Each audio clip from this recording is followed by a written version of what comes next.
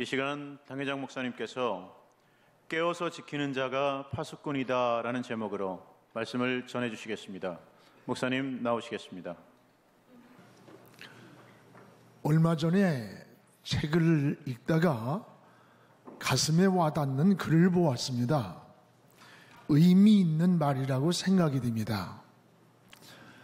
가슴으로 하는 대화를 마음이라고 합니다. 머리로 하는 대화를 생각이라고 합니다.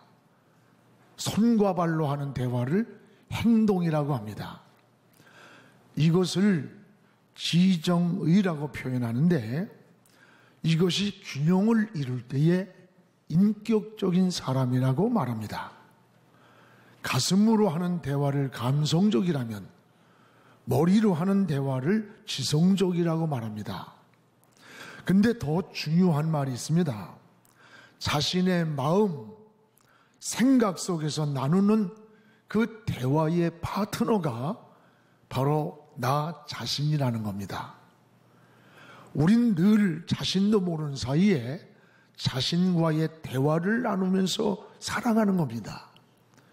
그러므로 자신의 마음, 생각, 행동으로 나누는 대화가 건강해야 되는 거예요. 마음과 생각이 건강할 때에 긍정적인 인생을 살게 됩니다. 건강한 마음과 생각을 가진 사람들을 보면 무엇보다 이 의식이 깨어 있습니다. 생각과 사고가 깨어 있어요.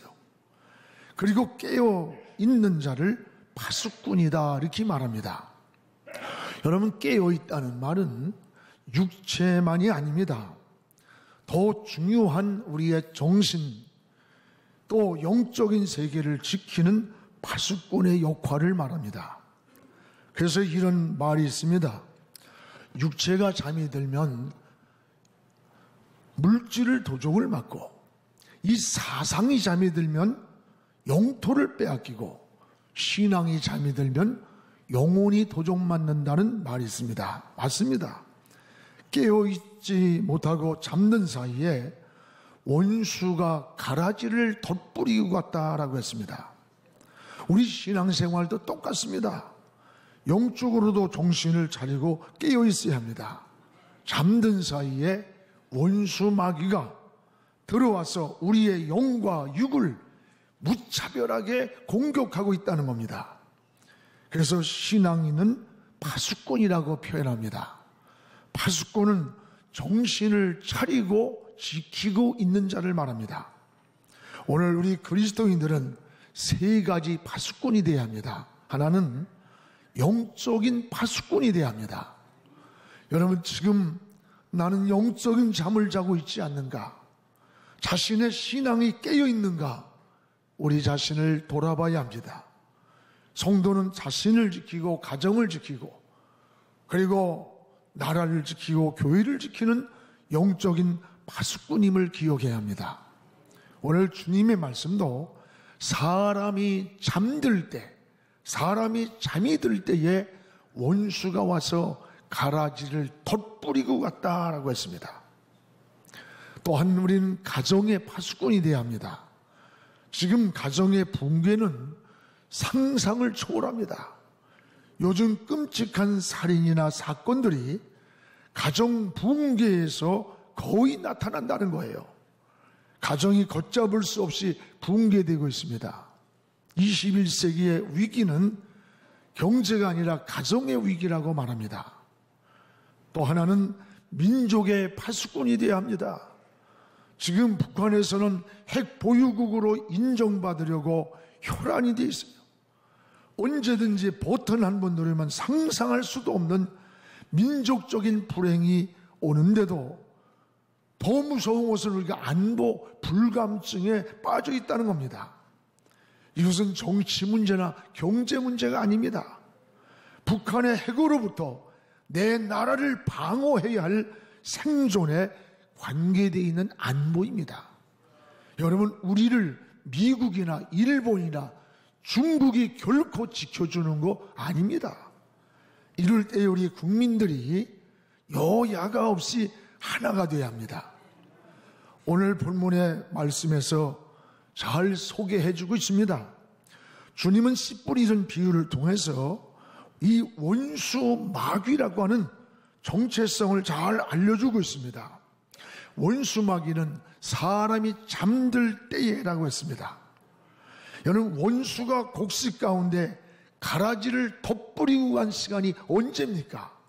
사람이 잠들어 있을 때라는 거예요. 이 가라지는 뭐냐? 독보리라고 하는 뜻인데, 이건 팔레스타인 지역에서 많이 서식을 합니다. 독이 들어서 먹으면 구토가 일어나고 또 설사를 하고 더 나가서 목숨까지 잃을 수 있는 아주 무서운 독성이 있는 보리가 가라지입니다.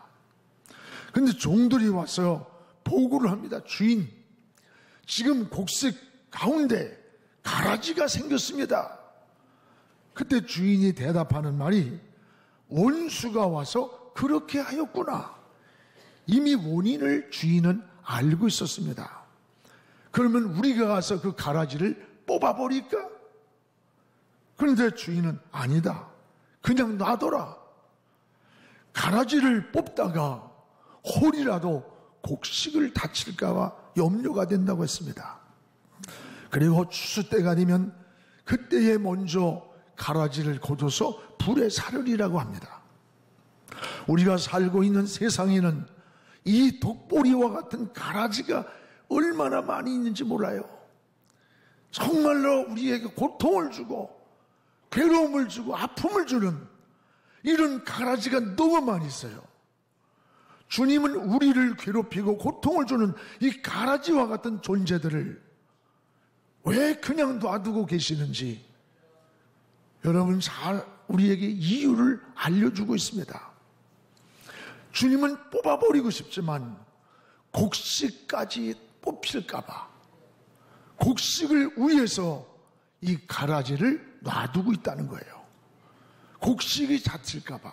목적은 곡식입니다. 그러면 우리가 해야 할 역할이 뭐게? 역할. 원수가 가라지를 뿌리지 못하게 파수꾼의 역할을 하는 것이 우리가 해야 할 일이라는 거예요. 그래서 오늘의 키워드는 깨어있으라는 거예요. 깨어있으라. 너희가 깨어있는 파수꾼의 역할을 잘해야 된다는 겁니다.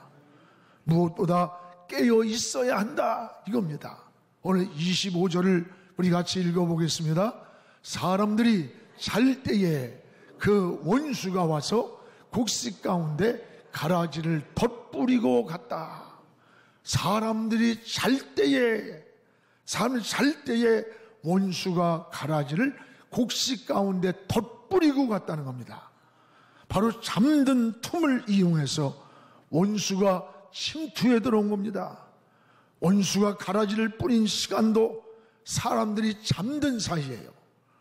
여러분, 잠이 들었다는 게 뭐예요? 자기 관리가 무너진 상태를 말하는 거예요. 파수꾼이 잠이 들면 그 성 안에 있는 모든 사람들이 위험을 당하게 되는 겁니다. 지금 우리는 정신을 차리고 깨어서 파수꾼의 역할을 해야 된다는 겁니다. 성경에서 잠들었다가 실패한 사람들이 많이 소개됩니다. 사울은 전쟁 중에 잠이 들었다가 적에게 물병을 빼앗겼습니다. 삼손은 들릴라의 품에서 잠이 들었다가 두 눈을 잃었습니다. 제자들도 깨어 있어야 할 시간에 잠들었다가 주님을 버리고 말았습니다. 유두고는 잠들었다가 저 창틀에서 떨어지는 것을 봅니다. 오늘 예수님의 비유 가운데서도 잠든 사이 원수가 가라지를 덧뿌리고 갔다. 잠든 사이. 그러므로 깨어있으라는 경고입니다. 여러분, 기드온의 300명의 용사를 뽑을 때에 많은 사람들이 자원을 했습니다. 그러나 그 속에서 정신이 깨어있는 사람, 마음이 깨어있는 사람을 골라서 뽑았던 겁니다. 지금 여러분은 영적으로 깨어있는가? 우리 자신을 살펴봐야 합니다. 무엇보다 그리스도인은 기도에서 깨어있어야 합니다. 우리에게 규칙적인 기도 생활이 필요합니다. 정해진 기도 시간이 있어야 합니다. 기도는 다른 사람에게 보이려고 하는 것 아닙니다. 매일 하나님과 깊은 교제를 나누면서 하나님의 세미한 음성을 듣는 것이 기도입니다. 또한 말씀에도 깨어 있어야 합니다. 하루 세 끼 식사를 함으로 우리가 건강을 유지하는 것처럼 규칙적인 말씀을 영의 양식으로 삼아야 합니다. 말씀이 하나님입니다. 말씀의 깊은 곳으로 나가야 합니다. 말씀을 통해서 우리가 안식을 얻어요. 평안을 얻고 지혜를 얻고 길을 찾습니다. 그래서 시편 119편 105절에 보면 주의 말씀은 내 발의 등이요 내 인생에 가는 길의 빛이라고 했습니다. 맞습니다.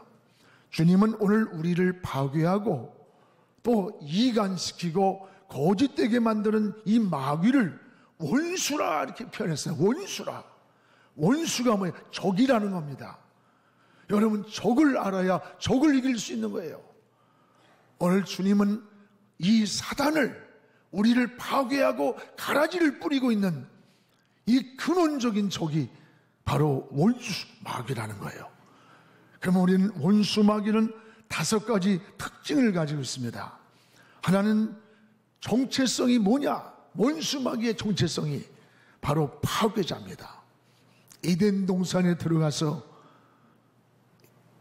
하와 아담의 삶을 파괴시키고, 가정에 들어가면 가정의 행복을 파괴하고, 우리 마음에 들어오면 마음속의 평안을 파괴합니다. 또한 마귀의 정체성은 이간자입니다. 하나님과 우리의 관계를 이간시킵니다. 사람과 사람의 관계를 이간시키고 파괴시킵니다. 그러나 우리 주님은 원수 마귀가 파괴한 모든 관계를 십자가로 회복시키려고 이 땅에 오셨습니다. 그래서 요한일서 3장 8절에 보면 하나님의 아들이 이 땅에 나타나신 것은 마귀의 일, 마귀가 하는 일을 멸하려고 오셨다고 했습니다. 그렇습니다. 오늘 여러분, 우리를 파괴하고 이간하고 유혹하는 이 마귀가 하는 일을 멸하려고 하나님의 아들 예수 그리스도가 이 땅에 오신 것입니다. 또한 마귀는 거짓자라고 했습니다. 요한복음 8장 44절에 처음부터 거짓말장이요 여기 뭐 거짓의 아비가 됨이라. 여러분, 거짓말을 잘하는 것은 우리도 모르게 정직함을 잃어버린 것은 마귀에게 쏟고 있다는 것을 알아야 돼요. 사사로운 일에도 거짓말을 잘하고 부부간에도 거짓말을 잘하면 신뢰가 없어져요. 여러분, 아무리 인격을 가지고 지식을 가지고 좋은 명성을 가져도 자기 말에 거짓되고 진실성이 없으면 신뢰를 잃는 거야. 그 밑바닥에 뿌리를 들어가 보면 파괴하고 이간하고 거짓된 인생으로 만드는 것이 근원적으로 우리의 원수 적 마귀에 하는 일이라는 거예요. 또 마귀는 우리를 자꾸 절망으로 빠뜨리는 자입니다. 여러분, 절망은 사단의 파괴 작전입니다. 성도들을 절망에 빠뜨려서 자꾸 하는 일을 중단시키는 거예요. 의외로 많은 사람들이 이 절망에 잘 넘어진다는 거예요. 절망은 낙심으로 시작을 해서 자살로 이어집니다. 최근 빈번하게 일어나는 사건들이 자살이 많아요. 극단적인 절망의 표현이 자살이라는 거예요. 또한 마귀는 우리를 자꾸 비교의식에 빠뜨려서 파괴하는 자입니다. C.S. 루이스는 비교의식을 통해서 마귀는 인간을 유혹한다고 했습니다. 열등의식이나 비교의식이 강한 사람의 특징이 뭔 줄 압니까? 다른 사람보다 내가 잘하면 교만한 거예요. 교만해. 못한 사람을 약간 무시하고, 또 내가 다른 사람보다 약자라고 생각할 때는 좌절을 잘하고 절망에 빠지기를 잘하는 거예요. 그래서 마음에 이런 사람들은 여유가 없어요. 늘 시기심, 질투심, 탐욕에 빠지는 거예요.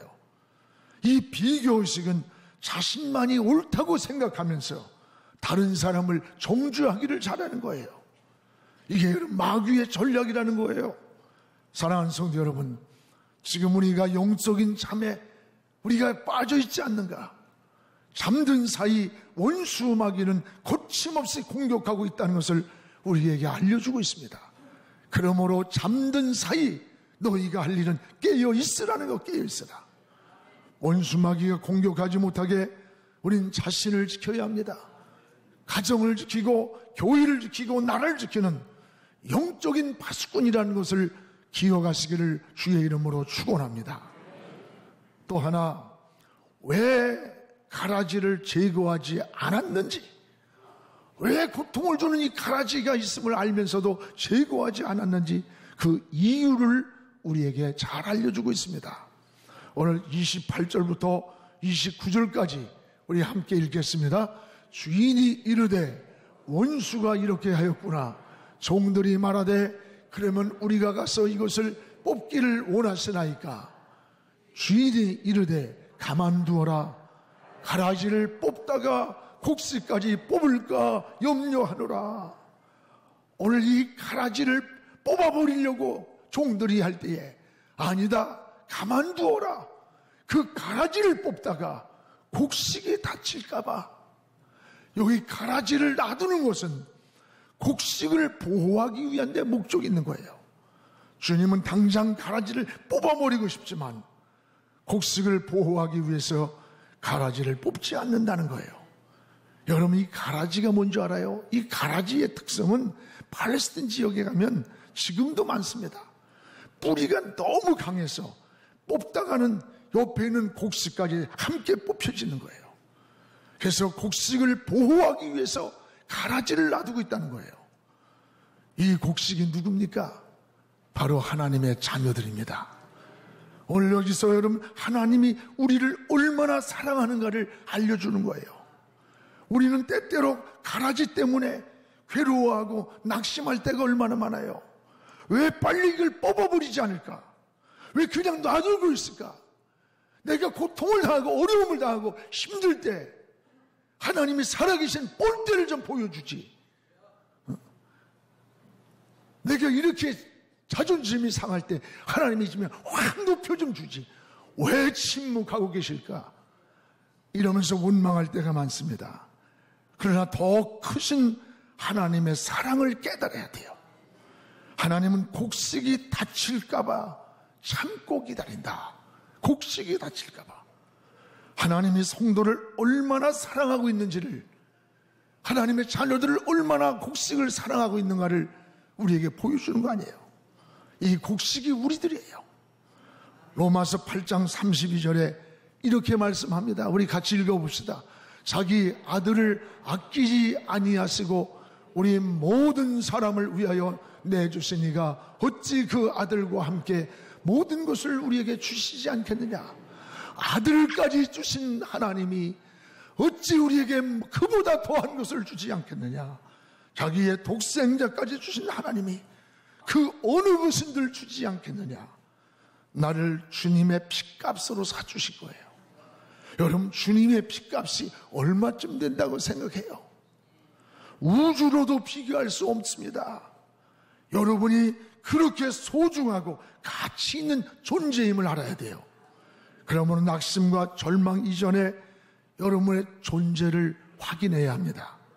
그리고 감사한 마음으로 삶을 용기 있게 살아가시기를 축복합니다. 지금 형편과 처지가 어렵다고 낙심하지 마십시오. 전능하신 주님이 여러분과 항상 동행하고 있음을 깨닫기를 바랍니다. 힘들고 어려워도 나 혼자가 아닙니다. 하나님이 나와 함께하고 계십니다. 용기와 희망으로 힘차게 살아가는 하나님의 자녀가 되기를 주의 이름으로 축복합니다. 세상에서 가장 숭고한 사랑이 어머니의 사랑이라고 한다면 하나님은 그보다 더 큰 사랑이라고 우리에게 표현하는 거예요. 여러분, 이사야 49장 15절 우리 이동규 장로님이 늘 이걸 많이 암송하세요. 우리 같이 한번 읽어봅시다. 여인이 어찌 그 전 먹는 자식을 잊겠으며 잊지 못한다는 거죠. 자기 태에서 난 아들을 극렬히 아끼지 아니하겠느냐. 그러나 그들은 혹시 잊을지라도 하나님은 너를 잊지 아니할 것이라. 여인이 젖 먹는 자식을 잊을 수 없고 자기 태에서 난 자식을 긍휼히 여기지 않을 자가 누가 있느냐. 그러나 그들이 혹시 잊은다 할지라도 나는 너를 잊지 않는다. 하나님은 너를 잊지 않는다는 거예요. 이 부모의 사랑보다 더 깊은 사랑이 하나님의 사랑이라는 것을 알려주는 거 아닙니까? 오늘 곡식이 다칠까봐 우리는 빨리 뽑아버렸으면 좋겠는데, 빨리 좀 본때 좀 보여주고 가라지를 제거해버렸으면 좋겠는데, 하나님은 놔두고 있다는 거예요. 가라지를 뽑지 않고 놔두고 계시는 하나님의 마음을 알아야 돼요. 하나님의 마음. 우리가 혹시라도 다칠까봐, 혹시라도 곡식이 다칠까봐 그 가라지를 보면서도 그걸 뽑지 않고 놔두시는 하나님의 마음, 이게 하나님의 사랑이라는 겁니다. 그러면 가라지 때문에 겪는 고통을 언제까지 우리는 참고 기다려야 되는 겁니까? 언제까지? 오늘 30절에 그 해답을 주십니다. 우리 다 같이 읽겠습니다. 둘 다 추수 때까지 함께 자라게 두라. 추수 때에 내가 추수꾼들에게 말하기를 가라지는 먼저 거두어 불사르게 단으로 묶고 곡식은 모아 내 곡간에 넣으리라 하리라. 추수 때까지 고통스럽고 괴롭더라도 참고 기다리라는 거예요. 반드시 추수 때가 있습니다. 곡식과 가라지가 추수 때가 되면 분명히 드러납니다. 지금은 믿는 사람이나 안 믿는 사람이나 다 똑같아 보입니다. 그러나 추수 때가 되면 알고 이거에 쭉쭉인지가 분명한 거예요. 다 드러난다는 겁니다. 그러면 이 추수 때가 언제입니까? 추수 때란 최후의 심판을 상징하는 말이에요. 또 종말의 때를 말하는 겁니다. 인생에도 반드시 끝날이 있습니다. 세상에도 반드시 종말의 시간이 옵니다. 지금 우리가 이 세상 끝이 심히 가까이 오고 있다. 성경적 관점에서 볼 때 세상 종말의 끝이 아주 심히 가까이 오고 있다는 것을 여러 징조들을 통해서 우리가 깨달아야 돼요. 여러분, 지구의 이상 기온들로 인해 이 북극의 빙하가 녹아내리고 있고 지구는 지금 점점 가라앉고 있다는 거예요. 물에 잠기고 있답니다. 또 추워야 할 때 더위가 오고 더워야 할 때 추위가 와서 농산물과 바다의 고기가 떼죽음을 하는 생명체가 재앙을 만났다는 거예요. 제주도에서 잡히던 고기가 물이 더워지면서부터 온도가 저 동해안에서 고기가 잡힌대요. 이 생태계가 파괴되고 있는 거예요. 또 여러분, 너무 가물어서 죽는가 하면 한쪽에서 너무 홍수가 나서 수천 명씩 재앙을 만나고 있습니다.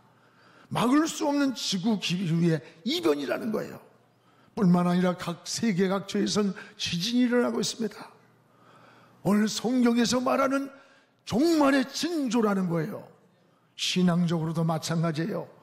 말할 수 없이 나타나는 이단들입니다. 한국의 예수가 수십 명이래요. 가정의 본질적인 공동체를 파괴하는 동성애를 지지하는 일들이 세계 각처에서 일어나고 있습니다. 하나님의 주신 창조 질서를 파괴하는 무서운 일들입니다. 이런 모습들이 추수 때가 되면 다 드러나는 가라지와 같다는 거예요. 가라지와 같다. 지금은 가라지가 곡식을 해치는 때입니다. 그러나 염려하지 마십시오. 반드시 추수 때가 있습니다. 그날이 바로 우리 주님이 다시 오시는 재림의 날입니다. 그날의 곡식은 주인의 곡간에 들어가게 됩니다. 사랑하는 성도 여러분, 가라지를 뿌리려고 원수마귀는 끊임없이 잠든 틈을 노리고 있습니다. 한 번 뿌려지면 이 가라지는 추수 때까지 우리의 고통과 괴로움을 당해야 합니다. 이 가라지는 우리 마음에서 자라고 여러분의 가정에서도 자라고 이 사회에서도 끊임없이 자라고 있음을 알아야 됩니다. 이 원수마귀가 잠잘 때 덧뿌리고 갔다는 거예요. 오늘 여러분 잠잘 때 믿음 가운데 이 가라지를 원수들이 뿌리고 갔다는 걸 알아야 돼요. 우리는 원수들이 가라지를 뿌리지 못하게 깨어 있어야 합니다. 정신이 깨어 있고 영혼이 깨어 있고 기도가 깨어 있고 사명이 깨어 있어야 합니다.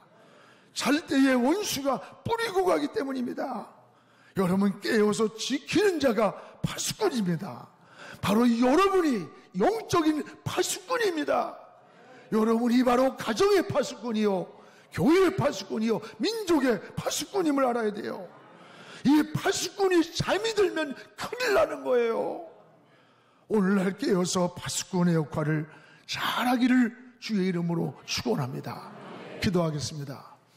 거룩하신 하나님 아버지, 오늘 하나님 잠들 때에 원수가 가라지를 곡식 가운데 덧뿌리고 갔다고 했습니다.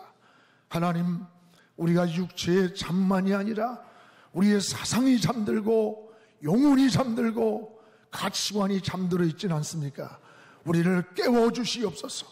깨워주시옵소서. 깨어있으라 파수꾼의 사명을 다하라고 하신 아버지, 오늘 이 시대의 자신을 향하여, 하나님 가정을 향하여, 교회를 향하여, 민족을 향하여 깨어있는 파수꾼의 역할을 잘하는 우리 그리스도인으로 살게 하여 주시옵소서. 예수님의 이름으로 기도하옵나이다. 아멘.